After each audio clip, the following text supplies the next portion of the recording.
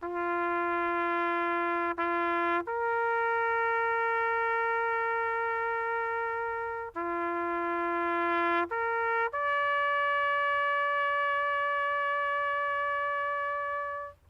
I went to England, they put me to driving over there, and I started hauling stuff to the dock. I took that truck, it was loaded with Sherman tack tracks, D+1 off into the Normandy beachhead, and when I went off in the water, I pulled out the throttle and I just hung onto that windshield, and my feet floated, and I got out off on top, and I sat down, and then there was dead bodies laying everywhere. I mean, they hadn't had a chance to clean them up yet. And I made it on up on the top, and it got deep, like fire was just going everywhere, and bullets ricocheting off that truck.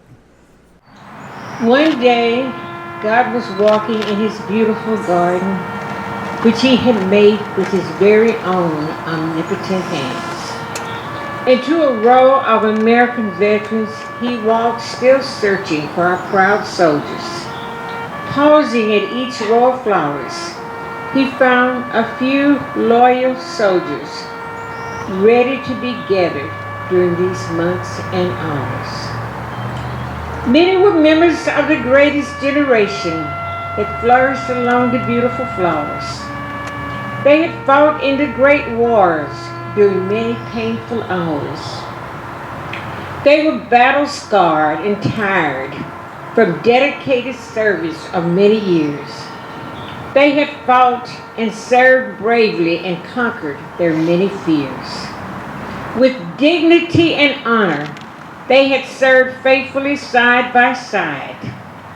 So today we honor those fallen veterans from communities around who were always willing and determined to give a helping hand. With bowed heads and sad hearts today, we humbly say goodbye to our fearless, faithful, and courageous veterans. But we'll try not to cry. For even though they have departed the surface of this earthly shore, and on this side of heaven, we will see them no more. But we will try to live a life of love and service so that we will meet them once more at that sweet post everlasting while they are resting on the heavenly shore. Our veterans always responded to the battle cry from sea to sea, and they made great sacrifices in bringing freedom to you and me. So on this Memorial Day 2021, we pay tribute to the veterans of old who fought bravely, fearless, and died on land, sea, and in foxholes. Service, not self, was a motto they lived each and every day. So we bow today in humble submission to the God they served always. To God be the glory for the lives they lived and died. And now, within your loving arms, each of them now eternally abide. Thank you. My grandfather always said to be contained by a force larger than yourself. I believe that there is a force larger than ourselves, and we can tap into that, and we can also be those Christ-like persons who choose to walk towards our cross happily. Honestly, I feel like this is a great way to remember those who have given their lives and continue. They served us, they served our country, and they helped make this country what it is today. On D-Day, God sent his army to free his people all across the globe. That's what America did, and the Allied forces. They came together to fight an enemy that wanted to take over this world, whether it was in Japan, in the Pacific, or whether it was here in Europe. So I had just turned 19 when we took Omaha Beach. The next day they took my truck away and gave me a Browning automatic. I kept that gun through 5 battles. all the way across Normandy, France, Belgium, Holland, all the way from the Czechoslovakia. I took that Browning automatic. So finally they put in we called for a smoke screen. We threw that in there and smoke was everywhere. And that's when I bailed off that hedgerow and I come right in contact with a young German officer. And guess what? He could speak English. And I told him, I said, go back. There was a the sunken road went down this way and a hedgerow went out that way. And I just stood here and I said, go down and tell them to come and see out. So he went down, he brought out 5. Well, I got the guns, piled them up there, go get them out. Because I knew there was more machine guns. He finally brought out 31 Germans. I turned them over right over the hedgerow, and I'm in B Company, and this was A Company. And A Company, it come out in the Stars and Stripes. A Company captured 31 Germans. I'd like to meet the German. I still got his gun. So for me, it's a privilege to be able to be here and to address this audience. That's Richard Tex Stanley, and I'd like his family to stand up.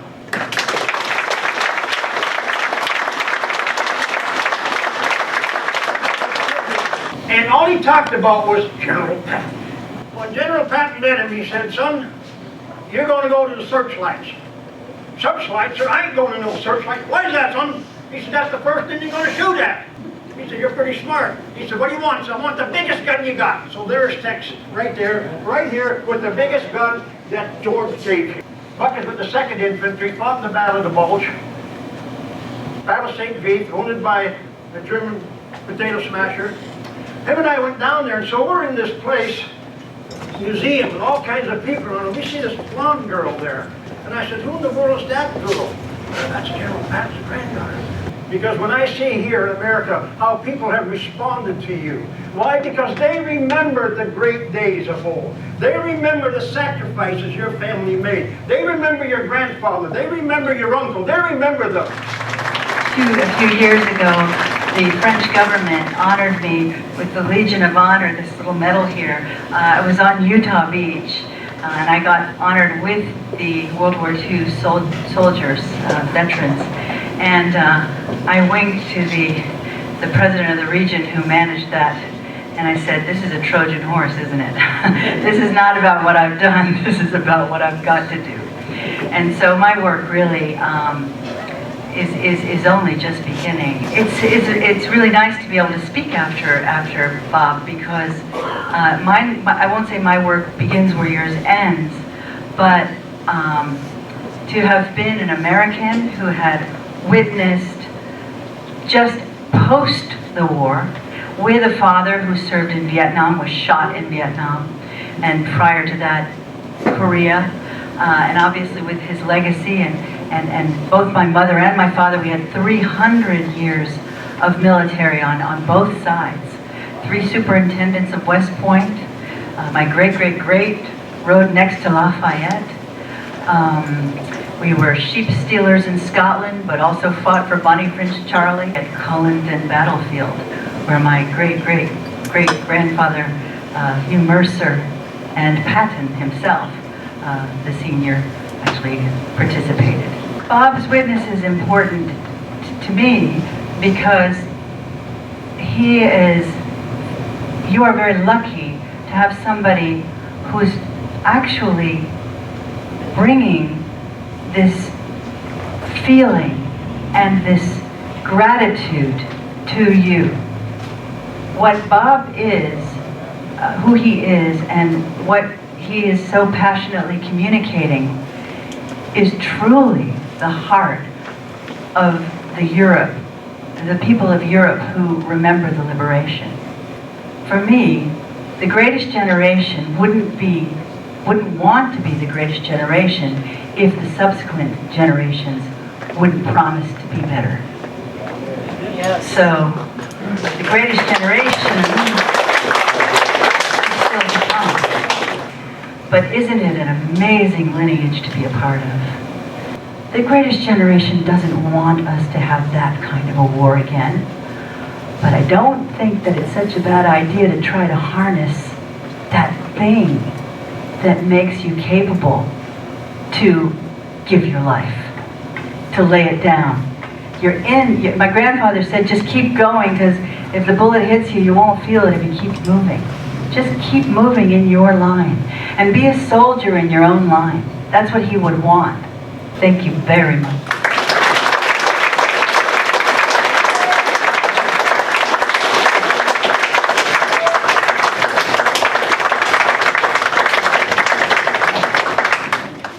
We go on to Boston.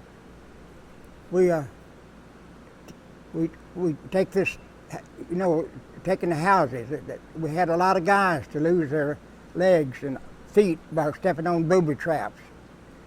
One house, we was going up we got this house and we went upstairs, and me and Jack was cleaning out every room, and seeing if there's anything in there. We went out this kind of a screened-in back porch, and it had windows, of course, screened-in windows, and I looked over in this corner, and there was a bed made with a U.S. sign. As faint as you could see, a U.S. sign. We knew it had been there in World War I then. That bed had a U.S. blanket on it, and that ain't all. I just looked around, and there's a Victrola with a horn on it. It had a dog on it. And I wound that thing up. And I took a 45 and I put it on there. And I started saying, I'm Alabama bound, I'll be no heebie-jeebies hanging around. That's a gospel truth. And I put that in my song. That's in my song. That's a gospel truth. And so somebody had sent somebody from World War II, sent them a record. That record was. I want to welcome all of you here today. I must admit, most of my experience with welcoming people has been welcoming Germans and Italians to the infernal regions. So if I say anything today, I've been in the doghouse lately for some of the things I might have said. So if I say anything that offends anyone, let's keep it strictly off the record. I hope the Germans may lose their fear of me, but I hope to God my men never do. So speaking of God, I asked my chaplain to write a prayer for better weather during the Battle of the Bulge, and he did a good job, but I decided I needed to talk to the Almighty myself. Lord, this is Patton speaking to you.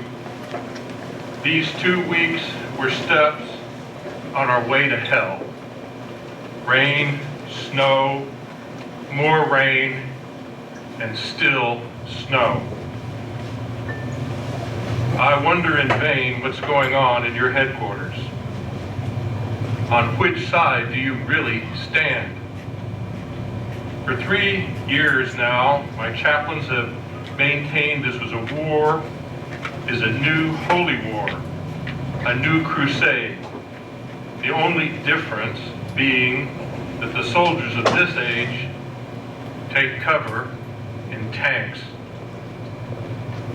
They claim we crossed the Atlantic to decidedly defeat the German armies and their atheistic Führer so as to restore peace and liberty in Europe. My God, it is impossible for me to fight in this gloom. Without your help, it will be impossible for me to study the enemy's tactics. Maybe you think I'm being unreasonable in talking to you, but I have lost all patience with the chaplains who keep telling me that this atmospheric situation is typical of the Ardennes climate. To hell with faith and patience. You have to make up your mind now. You have to help me so that on the occasion of your son's birthday, I can offer him the whole German army as a Christmas present. Lord,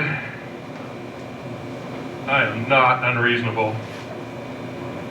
I don't ask for impossible things.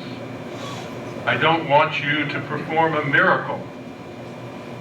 All I'm asking for is 4 days of clear weather, consent to give me your gift, 4 days of blue sky, so that my airplanes can take off, hunt, bomb, find their goals, and annihilate them.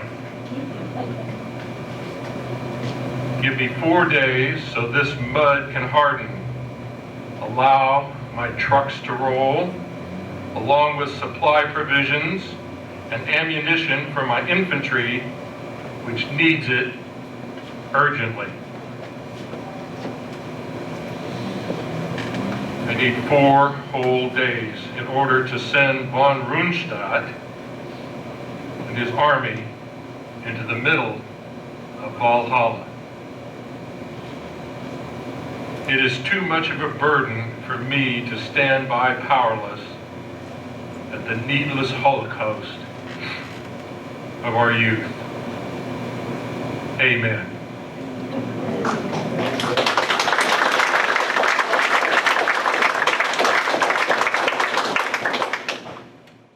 They called him Blood and Guts. He had a lot of grit, but I tell you, he had a heart big as a tank. He did. He had a big heart. But when we needed anything, like in that hedgerow country, it's such an old country, it's washed away, and its hedgerow is full of bushes and roots and dirt. Well, he sent us a small tank, small as he had, and it had dragon's teeth on it, teeth on the front, and when it run into that hedgerow, it just make us a way out, and we wouldn't get killed going over that way. We'd come in behind it. That lasted, that was good. That sent us on across.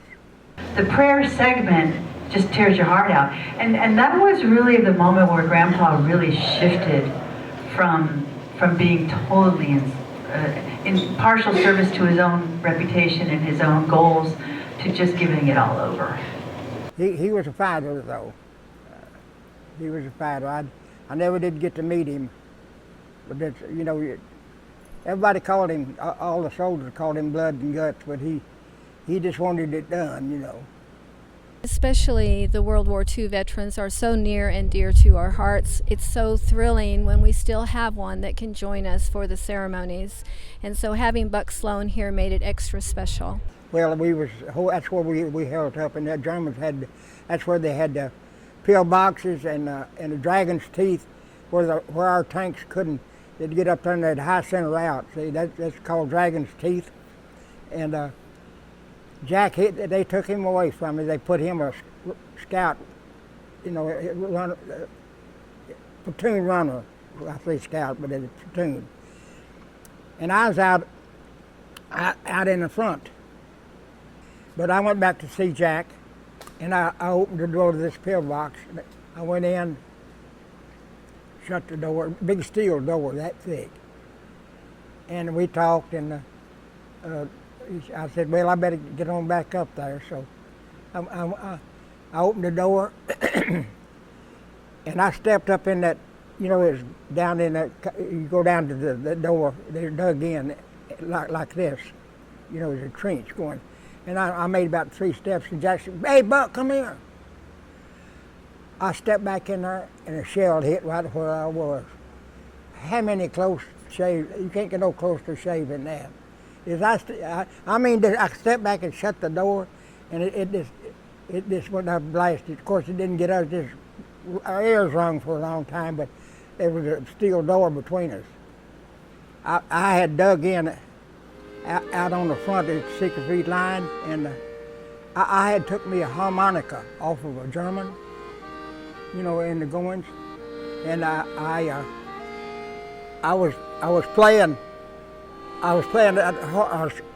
that harp a little bit, and this German down in the valley, he'd play back to me, and he started playing Lily Marlene, and I learned Lily Marlene. It took me about 4 to 5 days to learn Lily Marlene on the harp. and I'd play it to him. I'd play it back, and he'd play it back to me. What about that? That's the gospel truth. Today was a very energizing activity.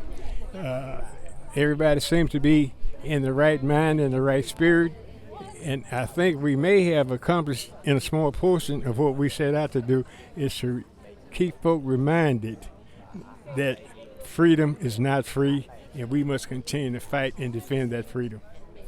A little bit after that, them Germans made a push, and there was a lot of big trees in there, and tree bursts got a lot of soldiers, and we was marching out of that forest, and we came into this small town, and I remember just this plain is done dark. In fact, it was dark, and we still marching, just getting into the edge of it. And I just, all of us, I hope they did too, but I just fell down in the road, in the ditch. They was in this little road, they was coming up, right at the edge of town, and I just kind of got down in there and covered up with snow, kind of.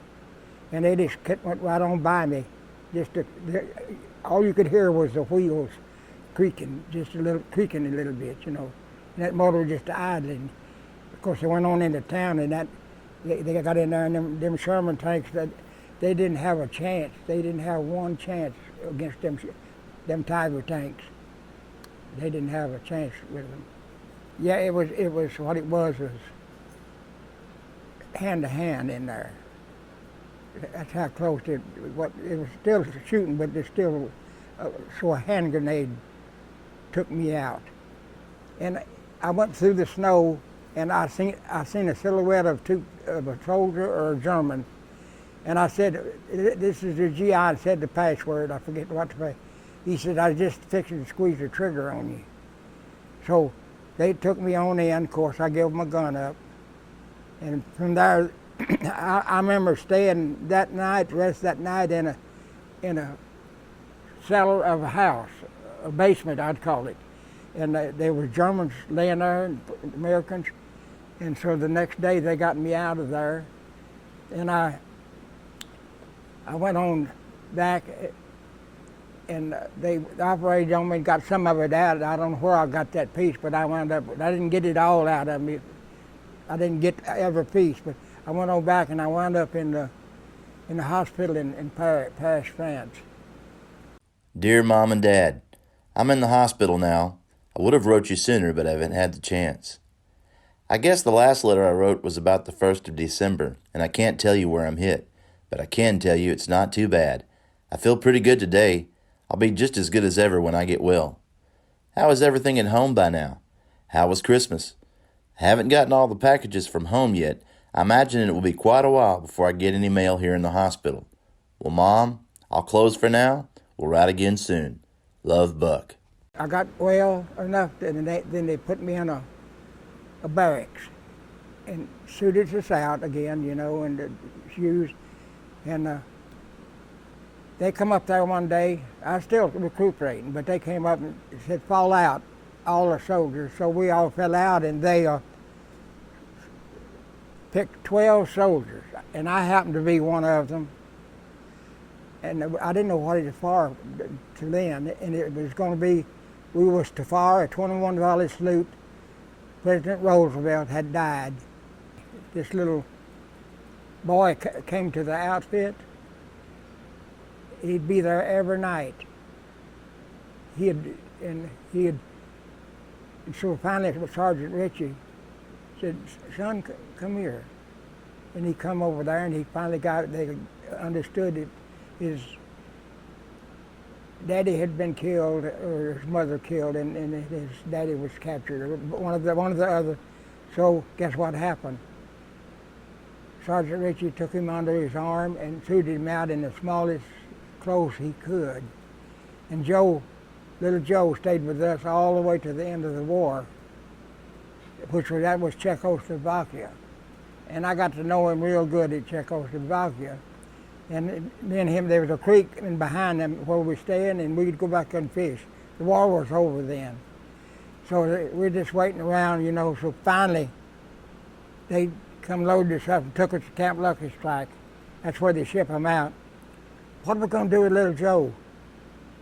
Sergeant Richie says, I know what I'm going to do with him. He went and got a duffel bag. He got that brand new duffel bag. I never forget it. And I always carried a pocket knife, I still do. And we put little Joe in there, and I cut a hole right where he could breathe. You all right, little Joe? Are you all right? Yeah, I'm okay. So, and he went on up the gangplank, and I was right behind him. I'd talk to him every now and then. We got on that boat, and we got out to sea. He had to come out, get out of that duffel bag. So the authorities found little Joe, and they was going to turn that ship around. We said, no, you're not going to turn that ship around. Little Joe's going to America. That's what happened. Little Joe went to America. And they put him off at Ellis Island. And somehow or another, Sergeant Richie adopted him and sent him on through school and made a teacher out of him. Sergeant Richie was a school teacher, a principal. He made a teacher. And guess what? Little Joe's girls are teachers now. I lost little Joe 2 years ago now, 3. But now you don't ever hear a story. That's a true story. That's a true story about little Joe. I mean, what a thing to happen in the war, you know. The Japs bombed Pearl Harbor in 1941. That started a war that took many mother's sons. There was a war going on both sides of the globe, the South Pacific and the ETO. The Yanks made landings with their heads held up high. Reagan waved the flag and he wore Jimbo high. There were some that didn't make it and some that pulled through, fighting a war, trying to save you. There were 3 branches of service that fought with all their might. They fought through the day and all through the night. They fought through the night with their rivals reporting. They fought a war that is almost forgotten. Now on the side of the globe here now. There was a war going on the other side of the globe. We were fighting Italy, and Hitler was on the run. The Germans were on the cliff, just as far as they could reach, guarding a place called Alvarado. Another landing.